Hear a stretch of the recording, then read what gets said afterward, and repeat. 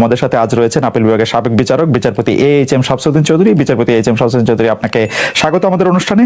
আমাদের সাথে আরো থাকছেন আসিফ নজরুল, অধ্যাপক আসিফ নজরুল। আপনি আমাদের সাথে যুক্ত হয়েছেন, সময় দিয়েছেন, সেজন্য আপনাদের প্রতি আমাদের সবার কৃতজ্ঞতা। শুরুতেই কখনো কোটা আন্দোলন ছিল না, এটি শুরুই হয়েছিল এই সরকারের পতন ঘটানোর এক মহা পরিকল্পনার অংশ হিসেবে।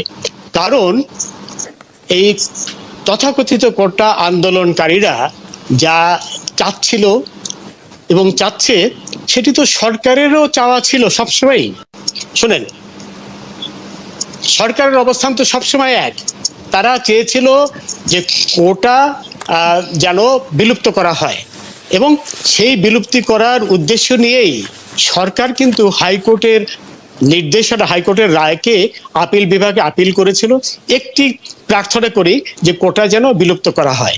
সেটি তো সেই ছাত্ররা যারা কোটা আন্দোলনের কথা বলছে তাদের ইচ্ছা ছিল। তো সেই পরিস্থিতিতে তাদের আন্দোলন করার তো কোনো প্রশ্নই ছিল না। তারা একটি অসৎ উদ্দেশ্য নিয়ে মাঠে হাজির হয়েছিল। আপনি বলতে চাইছেন যে সরকার কোটা বাতিলই চাইছিল, মানে শেখ হাসিনাও কোটা বাতিল চাইছিলেন 10 জুলাই 2024-এ। তার আগে থেকে, শুরুর থেকেই তো কোটা বাতিল চেয়েছিল। বলেছিলেন কোটা মুক্তিযোদ্ধার নাতিদের জন্য থাকবে নাকি রাজাকারের নাতিদের জন্য থাকবে, এটা কি মনে করায় দেয় যে উনিও চেয়েছিলেন কোটা প্রথা বাতিল? শোনেন, আমরা তো উনি কি বলেছেন সেটা পাশে রাখেন, কিন্তু ঘটনা হলো এই যে সরকার তো আপিল করেছিল হাইকোর্টের রায়ের বিরুদ্ধে। হাইকোর্ট বলেছিল কোটা থাকবে, এবং সেই রায়কে চ্যালেঞ্জ করে সরকারই তো আপিল করলো আপিল বিভাগে, এবং ছাত্রদেরকে বলেছিল যে এইটি আপিল বিভাগের একান্ত সিদ্ধান্ত, এখানে সরকারের কিছুই করার নেই। খালেদ, তুমি বলেই বলছি, তোমাকে সবসময় তুমি বলি, তুমি তো খুব ভালো করেই জানো দেশ তো সংবিধান দ্বারা পরিচালিত হয়। সেই অবস্থায় যখন আপিল বিভাগে মামলাটি বিবেচনাধীন, তখন তো শুধু বিচারকই না, সর্বোচ্চ আদালতের আপনি জুরিস্টও বটে, কিন্তু আপনি কি সত্যি এটি বলছেন যে সরকার এটি চেয়েছিল? সরকার আপিল করেছে, সরকার না চাইলে সরকার অ্যাটর্নি জেনারেলকে এই ব্রিফই দেয় নাই যে কোটা বাতিলের পক্ষে গিয়ে কথা বলো। এই ব্রিফ দিয়েছে আন্দোলন শেষ হওয়ার পরে 18 আগস্টের পরে। প্লিজ তুমি পিটিশনটা দেখো। পিটিশনের অ্যাটর্নি জেনারেল, সর্বোচ্চ আইন কর্মকর্তা গেছিল, সেখানে কোনো ডেপুটি অ্যাটর্নি জেনারেল বা অতিরিক্ত অ্যাটর্নি জেনারেল যায়নি। সেখানে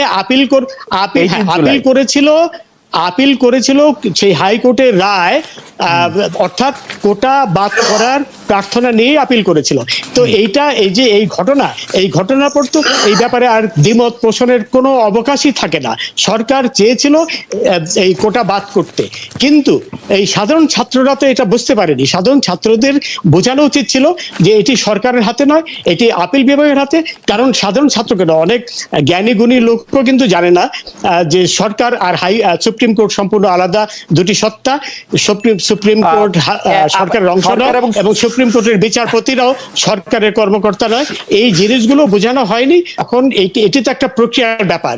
হাইকোর্টের রায় পেল, সেটি জমা দিল, সেখানে তারা লিভ টু অ্যাপিল অ্যাপ্লিকেশন করতে হলে এটি একটি প্রক্রিয়ার ব্যাপার। কিন্তু তারা তো আর আপিল বিভাগের রায় তো আর খণ্ডন করেনি বা করতে পারেও না। খণ্ডন করলে তো তারা আদালত অবমাননার দায়ে অভিযুক্ত হতো, যে রায় দেওয়ার আগে রায়টি হয়েছে 21 জুলাই। প্রধানমন্ত্রী 17 জুলাই জাতির উদ্দেশ্যে ভাষণে কি করে বললেন যে তোমাদের রায় পছন্দ হবে তোমাদের? How could she no? না, আশা করি পছন্দ হবে, এই কথা বলেছে। কারণ এখানে কথা হলো, বলেছে যে তোমার রায় প্রধানমন্ত্রী তো আর হাইকোর্ট সুপ্রিম কোর্ট পরিচালনা করে না, তাই না? কথা হলো এই কথা তো মনে হচ্ছে যে মোটেও প্রধানমন্ত্রী ওই ধরনের কোনো কথাই বলেনি। এইভাবে টুইস্ট করা তো ঠিক না। জাসির চৌধুরী, আমরা আবার একটু আসবো আপনার কাছে। একটা বিষয় আপনার কাছে একটু জানতে চাইবো যে এই আন্দোলনটা সম্পর্কে, এবং আন্দোলনের মধ্যে যারা সম্পৃক্ত হয়েছেন, যারা সমর্থন সমর্থন করেছেন, যারা রাজপথে নেমেছেন বা যারা দূর থেকে এটি দেখেছেন, তাদের অনেকের মধ্যে অনেক ধরনের ধারণা আছে। কেউ কেউ বলছেন যে ছাত্রদের এই কোটার আন্দোলনটাকে আসলে একটা রাজনৈতিক আন্দোলনের রূপ দেওয়াটা বা এটাকে করা এটা আসলে ঠিক হয় নাই। কেউ কেউ বলেছেন যে তারা নিজেরা আসলে আন্দোলনে ইনভলভ হন নাই, কিন্তু কোমলমতি শিশুদেরকে একদম সামনে ঠেলে দিয়েছেন। তারা হয়তো আশা করেছেন যে তারা মারা যাবে, আমরা এসে ক্রিমটা খাবো। কেউ কেউ নিরাপদে থেকে অনেক জ্বালাময়ী কথা বলেছেন। তাতে আসলে এই ব্যাপারগুলিকে আপনি আসলে কিভাবে দেখেন? অনেকে সাংবাদিক এবং শিক্ষকদের ভূমিকা আসলে কি হওয়া উচিত সেটি নিয়েও প্রশ্ন তুলেছেন। স্যার, আপনি নিজেও দেখেছেন, আপনি যদি একটু আপনার মতটা একটু বলতেন। আপনারা যদি এটা চিরস্থায়ীভাবে চাইতেন তাহলে সেখানে তো মুক্তিযোদ্ধার কথাই বলতেন। আর আপনি সাধারণ যুক্তিতে চিন্তা করেন, আজকে আপনার এই যে জিয়াউর রহমানের পরিবারের কি অনগ্রসর, তাজউদ্দিন সাহেবের পরিবার কি অনগ্রসর? ঢালাওভাবে ওনারা অনগ্রসর হয় কিভাবে? ঠিক না?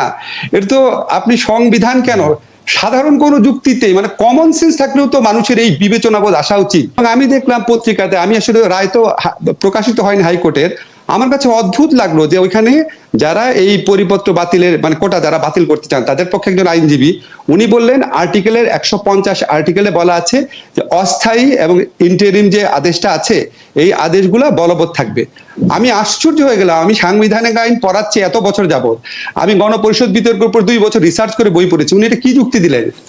ওইখানে যে 150 যে প্রোটেকশনটা দেওয়া হয়েছে এটা এই কারণে দেওয়া হয়েছে 72 সনের ডিসেম্বর মাসে আমাদের সংবিধান কার্যকরী হয়, আর এই 72 সনের সেপ্টেম্বরের পরিপত্র অনুযায়ী এই নিয়োগটা হয় 73-এ। এই 73-এ নিয়োগ দেওয়া নিয়ে যেন কোনো প্রশ্ন না আসে, 73-এ নিয়োগ নিয়ে যেন কোনো প্রশ্ন আসে, শুধুমাত্র সেইটাকে প্রোটেকশন দেওয়ার জন্য 150 এটা বলা হয়েছে, এবং আরো কোনো কিছু কোনো বিষয়কে প্রোটেকশন দেওয়ার জন্য অস্থায়ী, সম্পূর্ণ অস্থায়ী ভিত্তিতে। এবং চতুর্থ তফসিলের হেডিং এ হচ্ছে অস্থায়ী এবং ইন্টারিম অন্তর্বর্তীকালীন বিধান। অস্থায়ী অন্তর্বর্তীকালীন বিধান এই 50-52 বছর পর কিভাবে আসে এবং এটা আদালতে কিভাবে গৃহীত হয়েছে আমি জানি না, আমার কাছে আমি সম্পূর্ণ লস্ট। এটা আমি রায়টা দেখলে হয়তো বুঝতে পারবো। আর আপনি চিফ জাস্টিসের প্রসঙ্গে যে কথা বলেছেন, আমি ওনার কথাটা শুনে আমার আসলে দুঃখ লেগেছে। কারণ কি, আমাদের তো রাজপথে আন্দোলন করার অধিকার সব মানুষের আছে, এটা সংবিধান সম্মত অধিকার। বাংলাদেশে কিন্তু এই রাজপথে আন্দোলনের অধিকার প্রয়োগ করে বাংলাদেশ রাষ্ট্র স্বাধীন হয়েছে। রাজপথের আন্দোলনের অধিকার প্রয়োগ করে স্বৈরাচারী সরকার থেকে আমরা গণতান্ত্রিক সরকার ব্যবস্থা এসেছি। রাজপথের আন্দোলন এমনকি তত্ত্বাবধায়ক সরকার যখন রায় হয়েছে এটার বিপক্ষেও বহু রাজপথে আন্দোলন হয়েছে।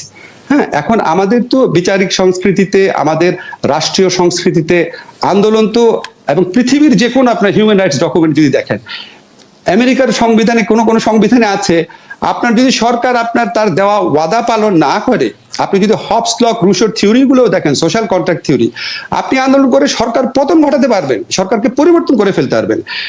আন্দোলনের প্রসঙ্গে উনি যেভাবে কথাটা বলেছে আমি জানি না উনি কি ইন্টেনশনে বলেছেন, শুনতে ভালো লাগে না। এইটা তো কিসের আন্দোলন, মানে এটা তো সাধারণ মানুষের রুটি রুজির আন্দোলন, সাধারণ মানুষের সন্তানদের জীবিকার আন্দোলন, শোষণ মুক্তির বিরুদ্ধে আন্দোলন, সমতার আন্দোলন, মুক্তিযুদ্ধের চেতনা রক্ষার আন্দোলন এবং সংবিধান রক্ষার আন্দোলন, সবকিছুর সাথে আপনি রিলেট করতে পারেন।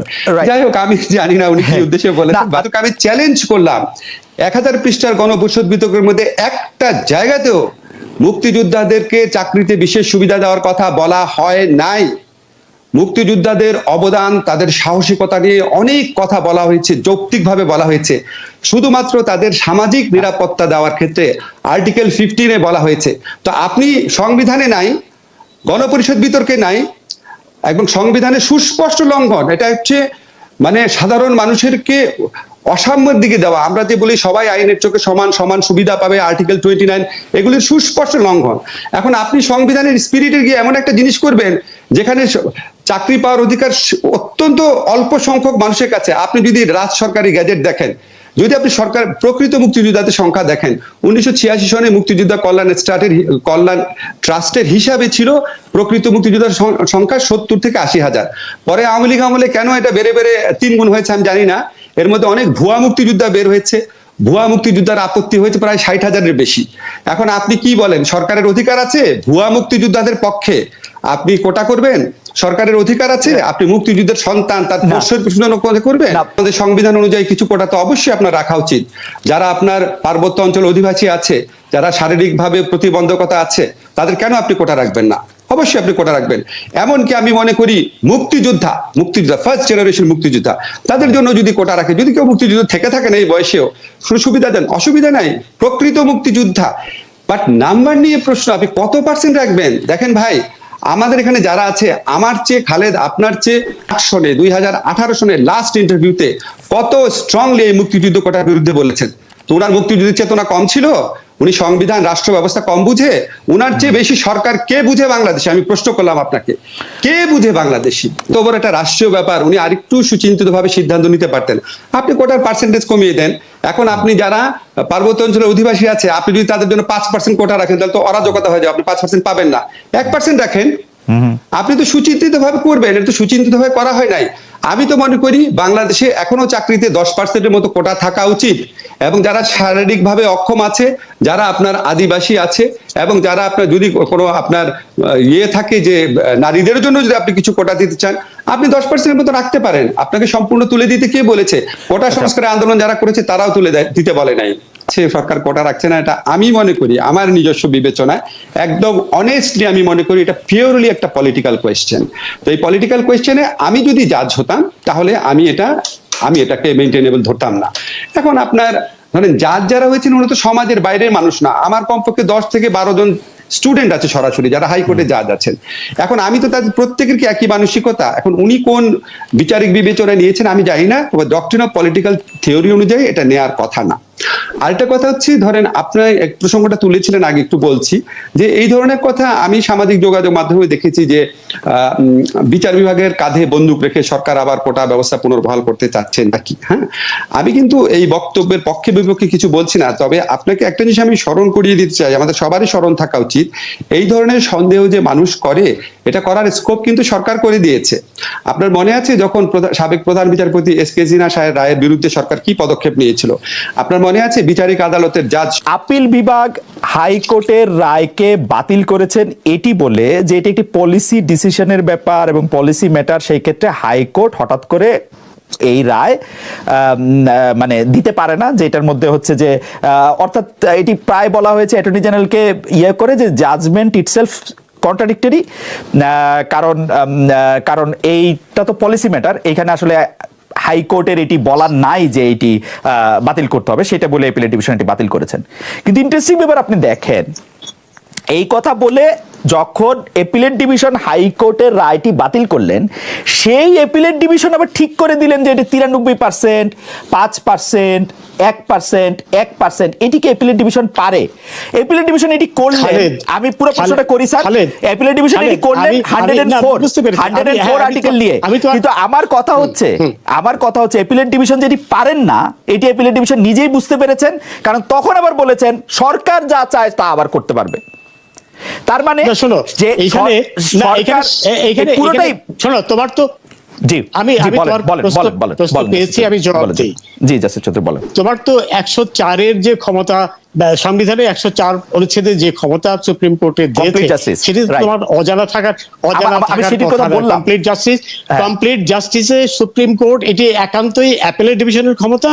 অ্যাপিলেট ডিভিশনের আইনের বাইরে যেও অনেক কিছু নির্দেশনা প্রদান করতে পারে, এবং আমাদের সংবিধানের 112 অনুচ্ছেদ অনুযায়ী আমাদের দেশের সকল কর্তৃপক্ষ সবাই সেই সুপ্রিম অ্যাপিলেট ডিভিশন কেন সুপ্রিম কোর্টের আদেশ নির্দেশ মানতে বাধ্য বটে। সুতরাং এই 104 অনুচ্ছেদই তো ইনভোভ করেছে অ্যাপিলেট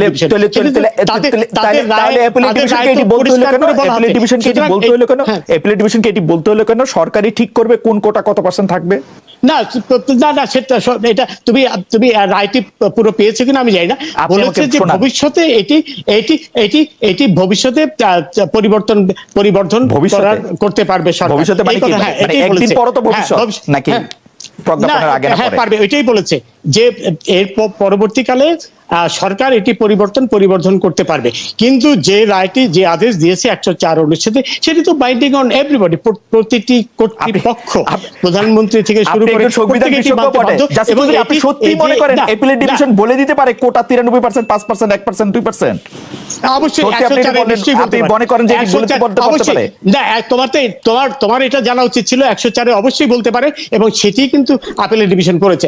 বাংলাদেশের মোটেও কোনো, বাংলাদেশে তো সুপ্রিম কোর্ট আইনের সভরেন না, বিচ্যুতি করেনি। সভরেন তো পার্লামেন্ট, ও পারে এটা বলতে। বাংলাদেশে পার্লামেন্ট সভরেন না, এটা তোমার জানা উচিত, তুমি তো বিলে তো থেকেছো। হ্যাঁ, কে sovereign? ব্রিটিশ সভরেন্টি অফ পার্লামেন্টের যে তত্ত্ব, সেই অর্থে কিন্তু বাংলাদেশের পার্লামেন্ট, বাংলাদেশে কে sovereign? যেখানে Okay, লিখিত বলেন আপনি। সংবিধান আছে, সভরেন হলো সংবিধান একেবারে Okay, পরিষ্কার, মানলাম, তোমার মানলাম, বিভিন্ন মানলাম, রায়ে আচ্ছা, পরিষ্কার। মানলাম, এটা মানলাম। তুমি তো আইন, তুমি তো ম্যাজিস্ট্রেটও ছিলে একসময়, তোমার এটি জানা উচিত। কিন্তু ঘটনা হচ্ছে যে জানলাম, এবং সেখানে কিন্তু ঘটনা হচ্ছে যে সুপ্রিম কোর্ট, কোর্ট হচ্ছে, বাংলাদেশে কোন কোর্ট সুপ্রিম কোর্ট পার্লামেন্ট হচ্ছে থাকা অবস্থায় এই কথা সংবিধানের বলতে পারে যে অভিভাবক। 93% কোটা করো, 5% কোটা করো, এটা অবশ্যই বলতে পারে।